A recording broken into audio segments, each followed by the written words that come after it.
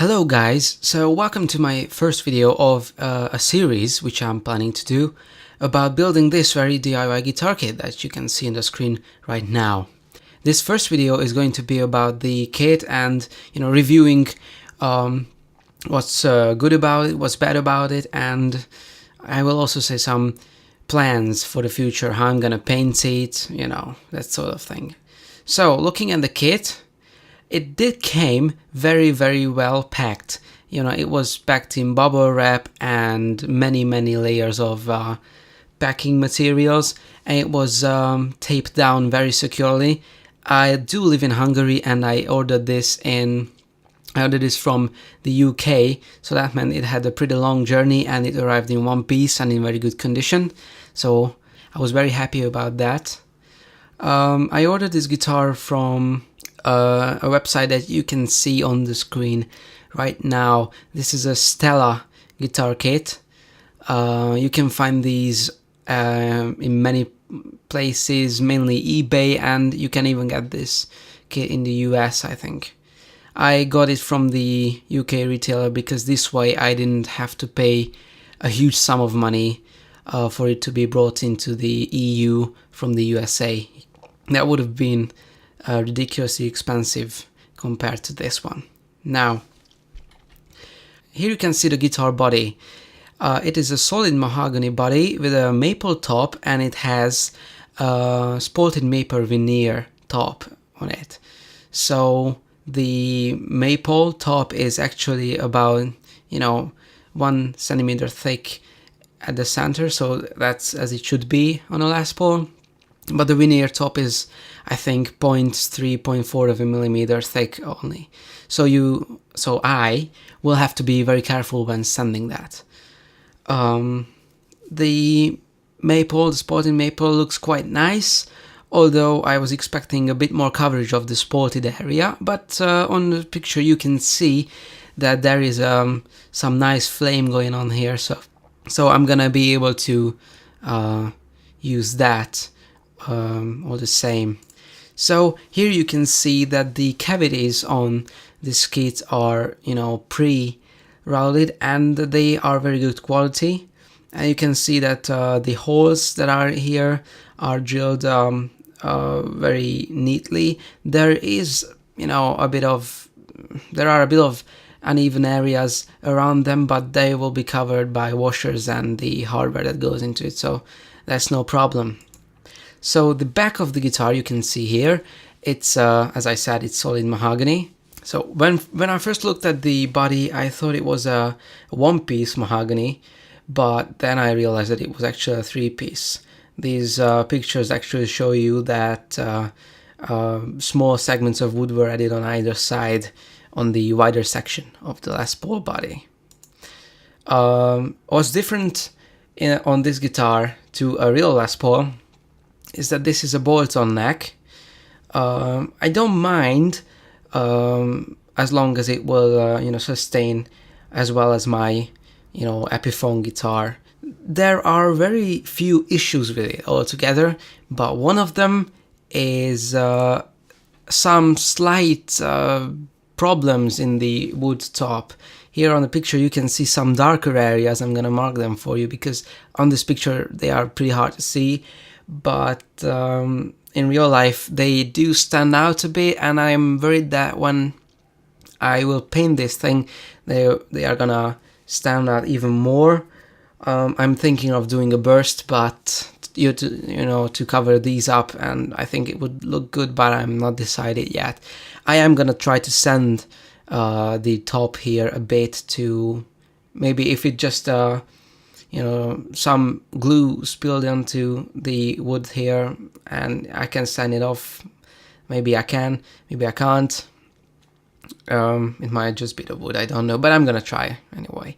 The other issue with it is in the main control cavity. You can see that they were pretty minimalistic because here the hole for the jack input is, it's not really complete. They could have gone a bit more further, but they didn't. This doesn't mean any problems, but it would have been nice to get that, you know, piece of wood out of there. I'm not gonna try because I don't have the instruments for it, and I tried the jack connection will fit in there, so there's not gonna be any problems. So not much else wrong with it. I think the binding is very nice. It doesn't stick out anywhere. It's great. I'm gonna have to sand that as well to get it a bit more even. Then it's gonna be just fine. Now moving on to the neck. We have many more problems here, and this was the part of the guitar that I was most afraid to inspect. It could have been worse, but there are a couple of things wrong with it, but nothing that can be fixed.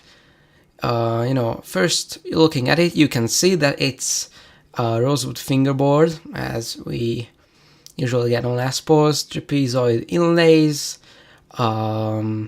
and the headstock is unshaped, and I think it will stay unshaped because, you know, it doesn't bother me that much. It has got the neck is maple, and it has also got a spotted maple veneer top on it. Here you can see one of the this is the worst issue with the neck. So this was very crudely done by anyone who did it. You can see also that if you know what a Les Paul looks like in this general area, you will be able to tell that this is not the way Gibson puts the nuts into the neck. You know, the Les Pauls usually have a slot for the nuts. You can actually put them in the neck a bit deeper. You know, I will show a picture of that. Yes, you can see the difference. And also someone who did this left a big glob of glue on the nut, and also, well, it's not a very nice job altogether, but you know, I can live with that. This is a kit guitar. I didn't expect to get the world-class quality. Now, at the top frets, the fret wires actually stick up a bit. Well, I just hope that these aren't really gonna bother me when I play. I don't play that high on the low strings ever, not on the high strings really. And it's true that the low string will pass a bit more, you know, further in on the neck, not on the edge. So I think it won't cause any buzz. It will be alright. I'm not gonna address that separately. But the fret job altogether, well, I didn't check that if the frets are leveled, but I can say that the edges are not well done. I'm gonna need to work on that, you know, use a file. I don't know what the special term for it is, but you know, I'm gonna work on that, because right now if I slide my hand up and down the neck, it's tearing my fingers up, so we're gonna have that addressed.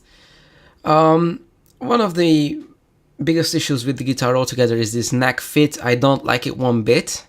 I'm gonna try to have this fixed. I can think of a method that will be useful for this. I think it's not gonna bother the it's not gonna mess with the string height much, because it's only 3 to 4 millimeters.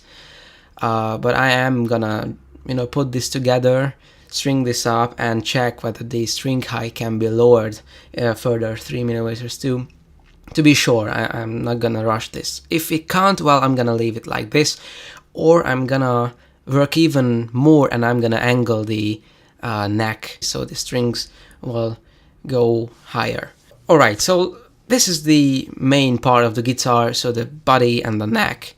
Basically adding things that is made from wood. Now we will look at the hardware. It's got everything. Oh, I'm sorry, I forgot to mention one more thing. This is the one area on the neck where the holes are a little bit messy, but these will be covered up by the tuner, so no problems here. So, hardware. As I said, it's got everything you need to make a fully functional guitar. So these are the pickups that come with it. These are unbranded humbucker pickups pre-mounted on their mounting ring. Nothing special. I don't think I'm gonna use these. I have a set of Epiphone pickups left over because I switched the pickups on my Epiphone to Seymour Duncan's. So I think I'm gonna use the Epiphone pickups first, and then I am thinking of getting Seymour Duncan Nazgul and Sentient for the neck. So those are pretty heavy pickups. I'm thinking of doing that. But these pickups that come with it, well, the cover on them is plastic. You can't always see that on the pictures, but it's plastic. I don't like plastic really, because it's just flimsy. The mounting rings, well, they are not matched to the arch top, so they are actually pretty straight. You have to force them on, but I am gonna remedy that. I am actually gonna sand them down to make them fit the arch top. You know, it wouldn't have been very difficult to do that in the factory, but you know, it's a DIY guitar, so we're gonna DIY that as well. These are the covers for the cavities. Well, they fit pretty well. I think they left a bit more room for the finish and stuff, so they rattle around a bit. So these are the black speed knobs, tuners, Grover type tuners. So they are exactly like the ones I have on the Epiphone, but of course those are original Grovers. But these are black, very cool. Traditional Gibson style stop bar and bridge. I hope that the quality is good enough. I can't tell. I will only be able to tell when I tune the guitar up. Electronics, so the pots seem a little small. Maybe they are good, maybe they are not. I think they're not that good, you know. It's a kid guitar. So that's all, basically. There are other bits and pieces, like the plate for the bolt-on neck, all the screws, all the washers, everything basically that you need. It even came with a set of strings, but you know, I'm not sure whether I'm gonna use those.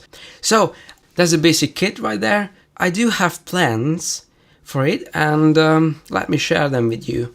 I would like to paint this guitar, you know, amber, vintage amber. I'm gonna use an aerosol nitrocellulose based lacquer on this. So I think the amber is gonna bring out the shapes and the textures in the woods, I hope.